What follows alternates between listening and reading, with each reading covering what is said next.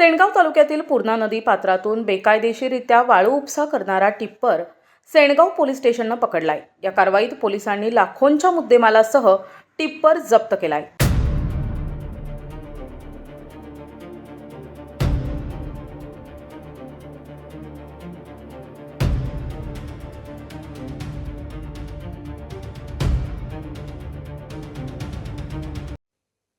हिंगोली जिल्ह्याचे पोलीस अधीक्षक श्रीकृष्ण कोकाटे, अपर पोलीस अधीक्षक कमलेश मीना आणि श्री केंद्रे यांच्या मार्गदर्शनाखाली सेनगाव पोलीस स्टेशनचे सहाय्यक पोलीस निरीक्षक दीपक म्हस्के, जीवन म्हस्के, एकनाथ राठोड यांच्यासह इतर पोलीस कर्मचाऱ्यांनी गस्त घालत असताना ही कारवाई केली। पोलीस पथक गस्तीवर असताना त्यांना पिवळ्या रंगाचा एक टिप्पर अवैध वाळू घेऊन जात असल्याचे दिसून आले।